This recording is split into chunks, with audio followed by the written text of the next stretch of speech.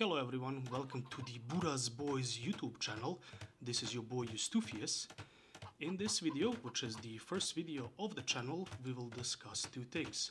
First of all, there will be a post-game commentary of a ranked game I recently played, and it will be followed up by a bit of a rant on my end, a rant aimed at FC strats on maps like Arabia.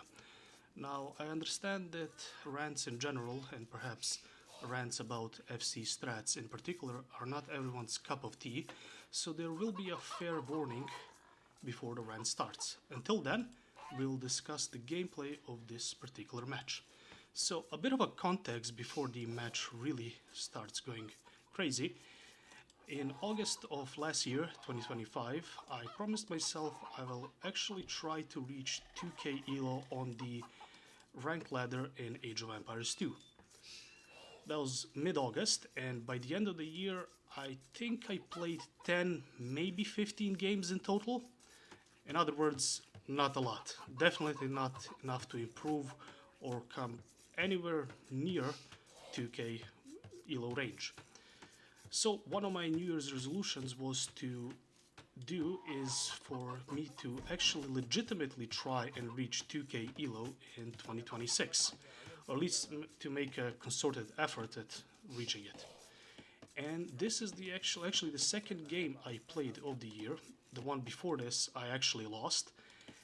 We'll not talk about it. There are no recordings of it, so it did not happen. So this was the second game. So I was a bit under the pressure. I lost the first game, so I was like, I gotta win the second game, gotta tie up the score, as if I'm playing football. So I'm playing as the Vietnamese, and I see my opponent is playing the Portuguese.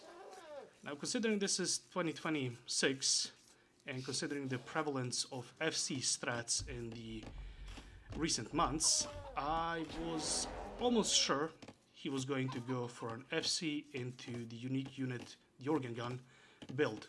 But I did not know that for certain. So what I did was I played the game normally, as I would, and I sent the scout to scout the opponent's base to give me as much intel as possible so that I can see whether I'm right in my assumption that he's going to play a fast castle strategy into the unique unit or not. And I was lucky in this game in a sense that we had Chicken Arabia instead of the Arabia. And the Arabia, in my opinion, favors the guy playing fast castle, the fast castle strategy, while Chicken Arabia favors the guy who is playing standard. Why? Well, the simple reason is scouting. If you're playing Chicken Arabia, your scout is free to, guess what, scout and not push deer, which is very helpful because if you're playing against a fast castle player, intel is of the utmost importance. You have to have intel to know what he's doing and when he's doing and where are his resources, because you really need to act fast in order to have a chance at winning the game. So it was lucky on my end that we got Chicken Arabia. So I'm gonna speed up the game a bit here because it's the usual boring generic Dark Age stuff. And I'm going to put myself as the de facto color so you can see. So what I'm doing is I'm circling around the base, trying to find any intel that would indicate him going for an FC build. First of all, the first giveaway were the houses. They were positioned not in a way that he's going to build walls. So normally you would put houses at the end of wood lines, as they give you more vision than palisade walls, but he put them right here, so that was my first suspicion. But the one that was a dead giveaway, like a 100%, was this one. We're in Dark Age and he's going for stone. That told me that I was 100% right in my assumption that he's gonna go for an FC strat into a castle, into the unique unit. That means I have to adapt. So I have to explain what's happening here. So he's going for an FC build. In my opinion, there are three civilizations that do the FC the best. Those are the Portuguese with the organ guns, the Bohemians with the Hussite wagon, and the Shu with their war chariot. Why? Because all of those are siege units. And siege units are essentially in Castle Age countered by two things in these fast castle approach scenarios. Those are the monks and the mangonels. And guess what? I'm playing the Vietnamese that don't have redemption. You need redemption to counter siege, and my civ does not get redemption. So mangonels it is. There are two ways I could have approached this. That was in the back of my head. I knew that monks would not work. So why would you want monks in the first place? Well, monks cost less and they only cost gold compared to I'm gonna just pause the game while I talk for a bit. So monks only cost gold while mangonels cost gold and wood. And when it comes to total resources, monks are cheaper. And they only cost one resource. So you only need to gather one resource and they cost less resources in total. They're a better option. But more importantly, they're easier. With a monk, you only need to click on a monk and click on the enemy unit, whether it be a organ gun, Hussite wagon, war chariot, whatever the case may be, and he's going to convert it unless the opponent deletes it or gets out of the range. So it's quite easy. It's a point and click game in that regard. With a mangonel, it's harder. They're clunkier. They have less range than a monk. Monk has, 9? Mangonel has 7. So it has 2 less range.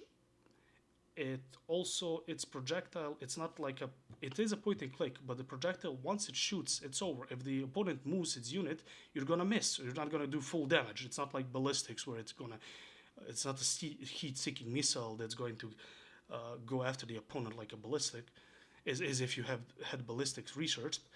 So you have to predict the movements. You can attack ground using the T on your keyboard, but you still have to predict the movement of the enemy units. Unlike with a monk, with just you click it and you click on the enemy unit and GG. So monk with redemption is preferable, but you need redemption. Without it, you cannot convert those siege units. Well, I'm playing the Vietnamese and I don't get redemption, so I knew that mangonels were my only saving grace. There are two ways I could have approached this game. I could have sent a lot of people on gold, a lot of workers on gold, and got a market and bought my way up to Castle Age, or I could have tried to match his Castle Age timing, so we can be equals in that regard. That's not something I'm well versed with, and it's not my general strategy, so I did not want to play like that. I'm not comfortable with that strategy, so I'm not gonna do it. What I did instead is what the pros recommend.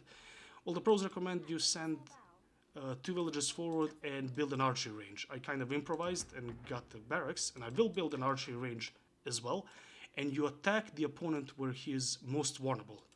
And in this case, in this kind of an approach, with a fast castle strategy, where the opponent is going for the unique unit, he needs a castle, he needs a lot of stone, he's gonna mine stone, you attack him where he's mining stone. Rather self-explanatory. So that's what I did. I sent 2 villagers with loom, because in order for the wolves not to kill my villagers. And I'm gonna build an archery range, and I also, as you will see, let me just start the game, or restart it. As soon as I get to, I'm also building a militia, and I'm sending 1 villager to get a bit of stone so I can get the upgrade to man-at-arms. And I also wanted gold so that I can get the archer. The problem with that is I actually ended up not having enough gold for an archer, so I settled for skirmishers. Not ideal, but I might as well have some ranged units so they can harass the villagers while they're trying to repair. So I'm going in head first, trying to disrupt them as much as possible, using my scout to block the villager, because he has loom now.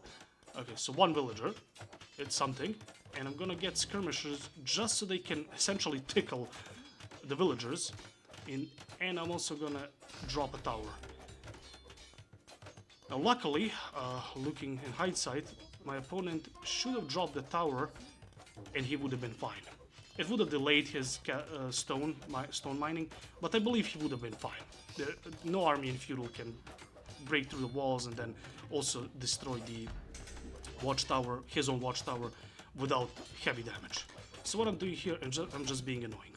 At the same time, I sent a decent amount on wood and gold, more than you would normally send, more than you would normally have if you were playing the game standard. But I did that in order to buy my way up to Castle Age. If I played the standard game, I would have been behind way too much. And I also sent a lot on wood because I want house walls. I want house walls because I know what's coming. This time I thought like, okay, I done some decent damage. I'm very happy with it. And let's see. The one thing I should have done was I should have went to the other stone immediately. And I did not. That was a mistake. I should have targeted the other stone immediately. I wanted to target the wood line. And that didn't pan out as I would like. Because unfortunately I was not paying enough attention and I lost my scout. Unfortunate, but what can you do? So behind all of this pressure, I was able to kill 2 villagers, which is nice. And actually killed the 3rd villager, while also getting him off of stone and disrupting his food a bit. Unfortunately, this villager will live. But I should have realized this. This was my mistake. Behind this, like I said, a lot of gold. And I'm gonna buy myself up to Castle Age. That's why I'm building the market. And I'm gonna house wall this entire thing. This entire part of the base. Because house walls are simply better than palisade walls. And I was still expecting him to go for the castle. I thought I'd done a decent enough damage. But it seems like fast castle strategies are simply too optimized. And yeah, at this point, the best I'm doing is disrupting his eco, which obviously that's something as well. Let's see if I can get this will through misclicking and stuff. Yeah, I didn't get that will either. So 2 wills escaped, but in total I killed 4 wills. It's nothing to scoff at. So normally you would have a lot of farms. Oh, bad timing, but a lot more than this if you were playing standard. But in this case, you kind of need to get to castle as quickly as possible. Because I'm still expecting... he has a castle, I know organ guns are coming. The only thing I can do against organ guns is mangonels. For mangonels, I need gold, wood, but primarily I need Castle Age, and I'm still in Feudal Age. I'm gonna send a bunch of builds to build houses, so I can essentially all of this was done to delay. You basically can't stop this strat. It's so optimized, it's so strong. In my opinion, you cannot stop it. The best you can do, you have 2 options. You either match it by doing the whole gold into food using the market earlier than I did, or you do what I did here, and that is apply quite a lot of feudal pressure. I think the tower was a good addition, and hope that's not going to be enough. Let's just be honest. No feudal pressure is going to stop this. The builds are way too optimized. But what you can do is you can delay it, and that's what I've done. And that's, I think, pretty much the best case scenario. So I finally buy myself up to Castle Age. I am going to close out my base because I know what's coming. And I'm like, well, this army is completely useless. Walls are now my best defense. There's no Feudal Age army that can defeat this. I might as well send them just to be a distraction. And now the siege will start. This is where the nightmare, in my opinion, begins. Okay, so if you look at the minimap, he's just steamrolling. He's sending these, he's printing them off the press, and he's just sending them to my base, essentially mindlessly, just to encircle me. I'm trying to, as if I'm playing arena, I'm trying to set up walls thinking that he's going to go through.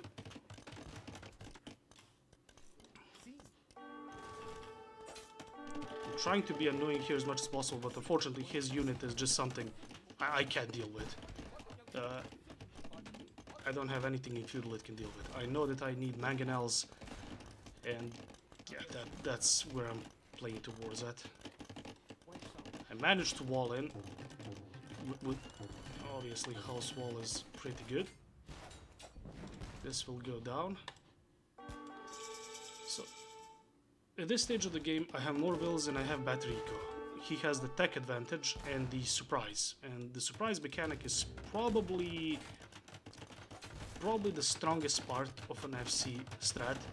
Hence why you need to scout. Hence why it's preferable that if you're playing against an FC build, you have chickens instead of Arabia, because that gives your scout the opportunity to scout the base and, well, essentially do what they did here, and that's be very proactive, be aggressive, and try to delay the build, or try to delay his inevitable attack as much as possible. So I'm getting the mangonels. They will be my main line of defense as long as he sticks to organ guns. Why? Because mangonels deal bonus damage to siege. The organ gun is classified as a siege, and it's recently been nerfed a couple of times. I think it lost 1 range and 5 HP, if I'm not mistaken. At least the Castle Age version 1. What I did not expect from him is, when I was playing this, was siege and then later a monastery. Sorry for the spoil.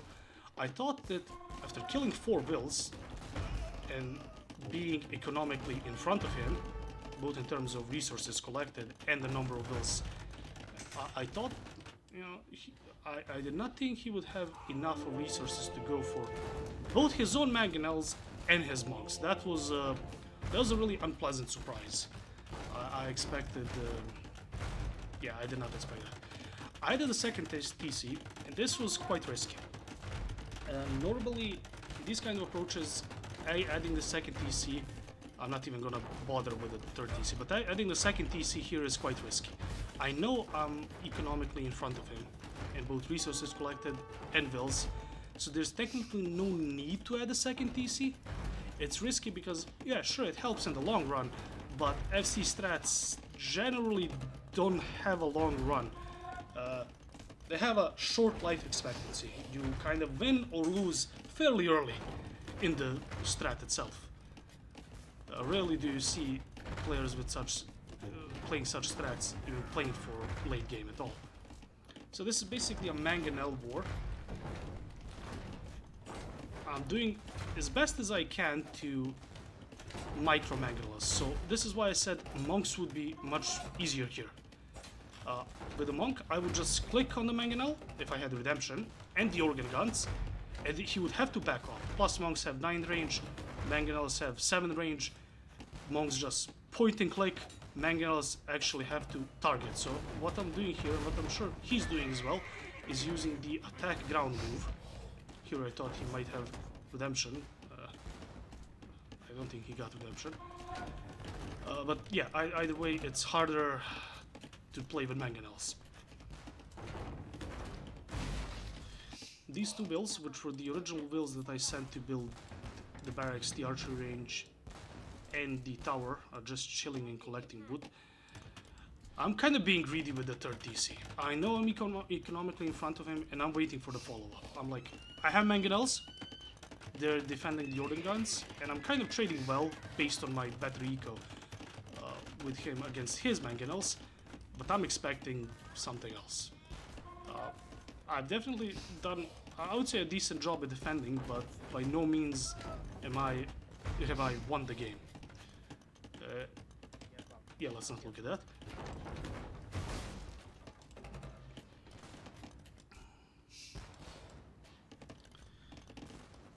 But basically, once you defend the fast castle approach like this, you have a considerable advantage, primarily in terms of eco. These fast castle approaches, for the most part, all-ins, are kind of one-trick ponies in a sense that they work in the first 5 minutes of the game, or first 5 minutes of you starting the strategy, or they fail miserably. Obviously that's a bit of an exaggeration, but there's kind of no going back. if you fully commit to a fast castle strategy, there is no going back. You're either gonna win soon or lose soon. And thankfully for me, at least up until this part of the game, I've been fairly happy with how I've been dealing with it. Now I noticed a monk. Unfortunately, I did not find him. Yeah. And I decided to add a bit of scouts when I saw those monks. I thought he might have redemption, might have gotten redemption, which turned out not to be the case. So I was like, he has redemption, they counter my mangonels, then my mangonels can counter the organ guns. I need something to counter the priests, the monks. Hence why I got the stable and started producing scouts. From this point on, once I defended the initial push with mangonels, I got the advantage. And now it's my time to push back. So I have 3 TCs. Unfortunately, I did not do a great job at keeping them all running. But it is what it is. And this is basically... this is where I start gaining the upper hand. This shot is worth looking at. Yeah, pretty decent. And this is where I'm expecting something to change. Like, he's either going to surrender if he's fully committed to it, or he's going to try to adapt and somehow try to get to later stages of the game where his civ is,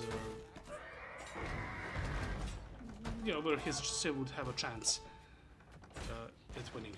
Thus far, I'm winning. I decided, let's go with stables. I have a decent food economy, considering everything that has transpired in this game up until this point. So I'm like, okay, let's just add enough scouts. If I can turn them into light cavalry, they'll be able to counter organ guns, provided that the numbers are in my favor, which I was hoping they were gonna be because of the better eco. As soon as I defended the initial push and saw my score go above his, I felt pretty good for the first time in the game, to be honest, because I thought I was gonna lose.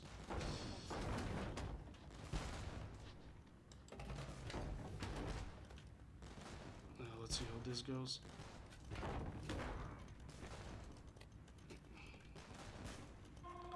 So basically it's a micro war. I would like to have had monks with redemption, but okay, I picked my own civ. So from this point on, my eco is basically going to carry me and do all the necessary work. He's kind of stuck on a unit, at least for the time being. Once you do these fast castle approaches, it's very hard to transition into something else. So if the opponent has an adequate counter, it's going to be hard. It's going to be hard to transition into something else that will counter the opponent's counter, if that makes sense.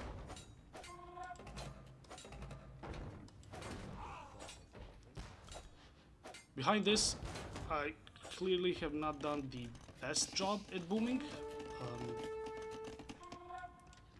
I was more so focused on the micro, and I was trying to do as good of a job there as I possibly could. Trying to snag the 2 relics that he took while his monastery was there. And I think we can speed up the remainder of the game. I think the juiciest part is over, the part where I believe people can take advantage of. Hopefully the things that I've shown you here will help anyone watching this with having more success with countering FC strats. But the general approach is that obviously having rabbits does help instead of deer or chicken. I just realized they were rabbits, not chicken, but same thing, same principle. Scouting the opponent, early aggression can pay off. Not in order to stop the strat, because I don't think you can stop the strat, but you can delay it. So here I was very confident that he will never reach Imperial Age. I did not know at the time that he actually did boom behind this, so this was not a 100% all-in fast castle approach by him. It might have been 80, 85, maybe 90% all-in, but he actually did boom behind it, and I did not know that at the time.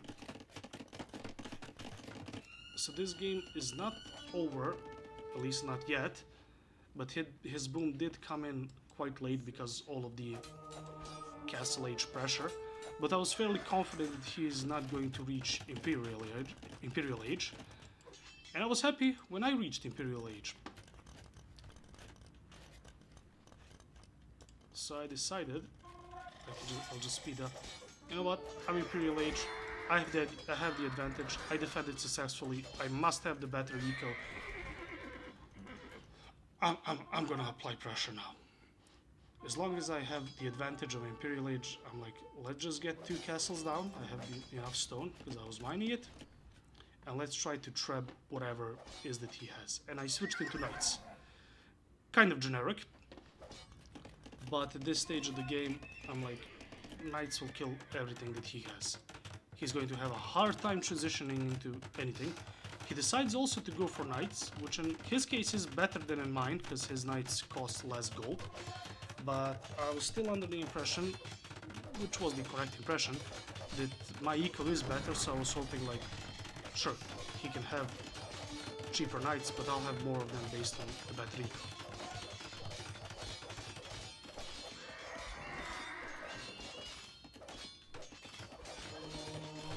And the rest of the game, spoilers, is pretty much a formality.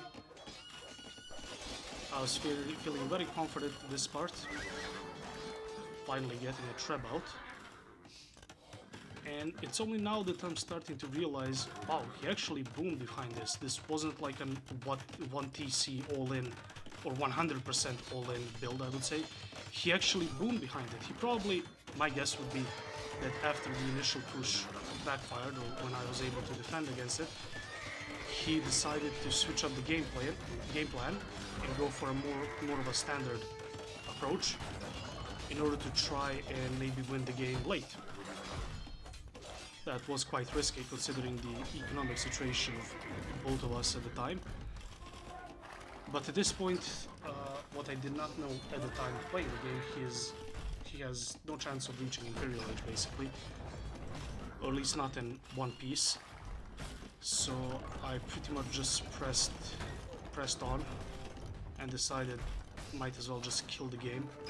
Now I'm just gonna shoehorn knights and just win by brute force. Obviously the 2 castles protecting the traps. Finally me being the one who's actually castle dropping people, not the other way around. And that will basically be the end of the game. Pretty nice of him. I actually get the well played. Really like those. I did say GG back to him. So that's basically the game. Hopefully it was somewhat entertaining and more importantly somewhat educational as to how or what you can do to implement in your own game to have better chance and more success with dealing with fast castle all-in type of strats. Hope you enjoyed, hope it was worth the watch, and the rest of the video will be, this is the disclaimer part, the remaining of the video will be me ranting about fast castle strategies in general. So if rants are not your cup of tea, this would be a good point at which you can or should stop watching the video. Either way, whether you go or stay. Thank you and see you in the next one.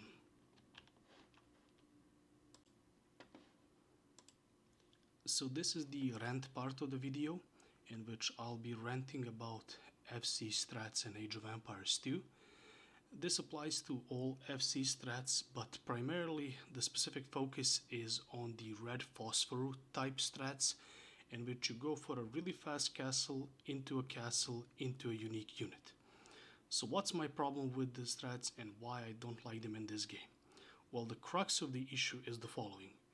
The FC strats are infinitely easier to pull off than they are to defend against. Now, why is that a problem? Well, generally in life, I have been taught that good things come at a price. Or I should say, in order to achieve something or to be good at something or to succeed at something, you have to actually do something that's hard. Hard things are what make the difference. Hard things are the ones that achieve results. So naturally, if you have a strategy, applying that to Age of Empires, if you have a strategy that is really strong, it should be hard to get to that strategy. You have to be a good player or to outplay your opponent in order to achieve that particular strategy or to be successful with it. The fast castle approaches, and especially the red phosphor type fast castles, are the antithesis to that. They are really easy to execute and really hard to stop. They don't follow that general rule to which I have been accustomed to, that hard things or the things that pay off are hard. So if you have an easy strategy, a strategy that is easy to execute, it should be also easy to undo or easy to counter. If you have a really hard or really strong strategy, it should be hard to execute it or hard to get to it or hard to implement it in a way. But the FC builds are the opposite of that. They are very easy, yet very strong, very easy for the guy playing them, very easy to implement in a game, very easy to learn. They're basically half a sticky note worth of information. The most basic one and the most prevalent one, the red phosphor one being probably the most problematic, is the 23 plus 2 villagers. You go up with 23 vills, don't get loom, you enter feudal age, you build a market with 2 vills, blacksmith with 1 vill, and you research 2 more vills, the plus 2, and you go to castle age. And in the worst of offenses, you do not produce vills in castle age and beyond. Your strategy works or fails within 5 minutes of you reaching castle age. It's extremely easy to execute. I've done a couple of test runs against the bots, and within a few games, I was able to achieve really good timings with a fast castle and a unique unit. It's easy. It's a half of a sticky note of information that a player has to have in order to execute it. And then you basically rely on your civ, or the unique unit in this case, being, dare I say it, broken, and to essentially carry you to victory. Now, the problem with fast castles, I think the biggest problem with fast castles apart from that is the surprise factor, the surprise element. If you know that a fast castle is coming, you can more easily defend against it. The problem is that sometimes you don't know or can't even know that it's coming. So during the game, I explained the difference between chicken and deer Arabia. If you have deer, you essentially in today's meta have to push the deer. So you have to use the scout to push the deer. Your scout does not scout. But he will scout maybe between Dark Age and Feudal Age. Or maybe in Feudal Age. By that point, it might be too late to apply pressure to slow down the FC build. But if you were lucky like myself in this game, and you had Chicken Arabia, you could afford to use that scout. I mean, he might as well scout, it's in his name, than to do whatever else. And I was able to see the villagers in Dark Age going for stone. Had I not seen that, I would not have been able to apply the early pressure that I was able to. And I noticed something, that fast castle players, or people who practice fast castles, prefer deers. And I would bet it's because of that. Because then they have the element of surprise, because they know that the opponent is too busy pushing deer,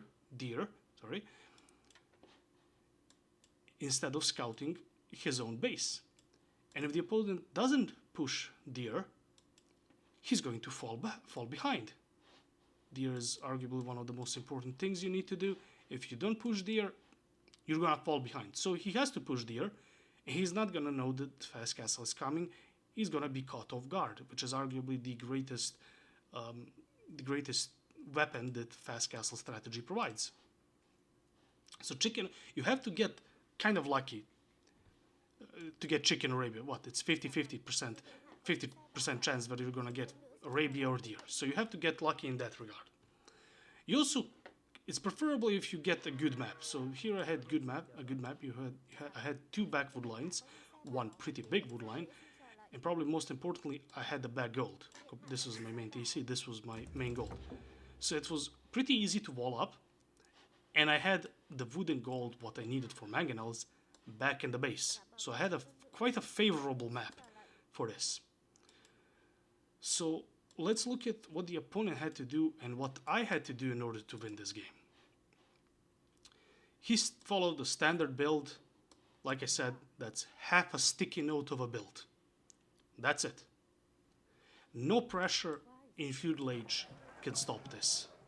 He is basically guaranteed to get a castle up, even if he's in less than one piece. I mean, he lost 4 villagers in feudal age, and he was fine. He still had enough stone to go for a castle, and considering he correctly placed his stone between the gold and wood, he was able to produce the unique units. Okay, well played from him. But that's it. That's where his strategy essentially ended. The rest was adaptation on his part, which is why I said he didn't do a 100% all-in red phosphor type of build. He did what I would call the modified phosphor build, which is being popularized by people like Viper, where you go, I don't know, 80, 85, maybe 90% all in, so to say, and then the rest is you add economy. You actually produce villagers beyond that point, beyond the point of the 25th villager, the 24th and the 25th that you get in feudal age while you're waiting for the market and the blacksmith to get constructed. You actually add economy, and because you add economy, you can't go full throttle. You can't go 100% in. You might need to dial it back a bit to 90 or 80% or something like that. So he did the modified red phosphor. Still, he followed a very simple, very easy to execute build order that is extremely strong, which should not be the combination in my opinion. Now let's look at what I had to do. So first of all, I got lucky. Back gold, back wood, big wood line, and probably most importantly, chicken. Had I not had chicken, my scout would not have been here to see this, him going for stone early. He would have been pushing deer. And I would not have been able to send 2 villagers to build the barracks, the archer range, and the tower on gold. So I had to proactively scout. I had to send 2 villagers. I had to build the barracks, get militia, send 1 villager to gold, so he can collect a bit of gold so I can turn those militia into men-at-arms, get an archery range, build a tower, apply pressure, kill a villager, move to woodline, move him off of woodline, then move to stone, the secondary stone, move him off of stone.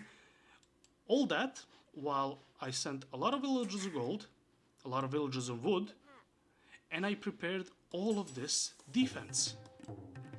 So what I'm trying to say is that it's a lot easier to pull off an FC strat than it is to defend against it.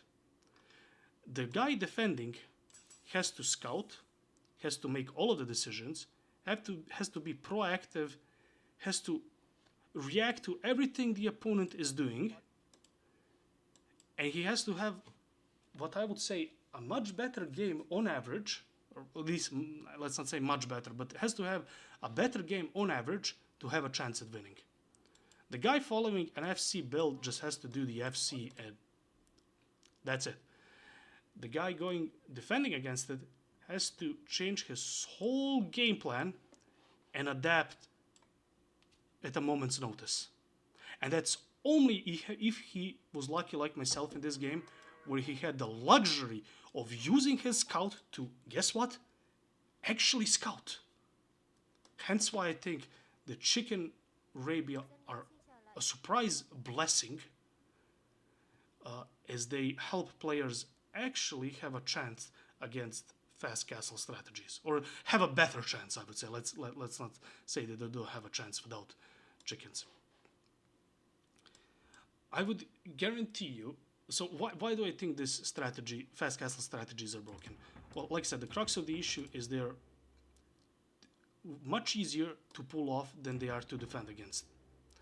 And why is that a problem? So if myself and this particular player played 100 games, same exact civs, let's say they're all Arabia, let's say they're random generation, same civs, we played 100 games, and in those 100 games, neither one of us got better or worse, and neither one of us had any recollection of prior games. So we had no knowledge of which strat works, which strat doesn't, and we don't know each other's playstyles. He goes for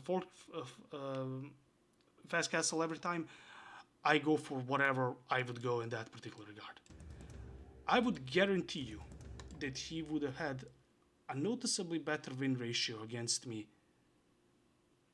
if we were to play 100 games.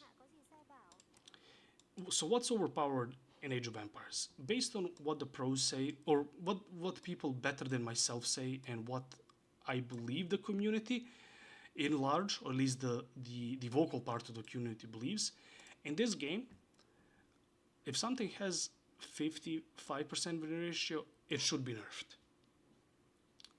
If it has a 60, God forbid, a 60+% win ratio, it's S tier broken level. If this gentleman and I played 100 games, I am very much convinced that he would have beaten me 60 plus times out of those 100. And mind you, we are apparently even players.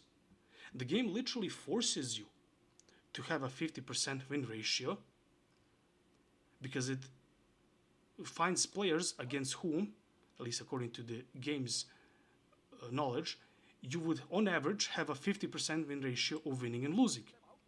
And if this gentleman and I would have replayed this game over and over 100 times without us having prior knowledge of all the other prior games and neither of us getting better at the game, I'm convinced he would have had 60+% win ratio against me. And again, we're supposed to be equals. What kind of equal players are we if one player has a 60% win ratio over the other? If that isn't the textbook definition of a broken strategy, I don't know what is.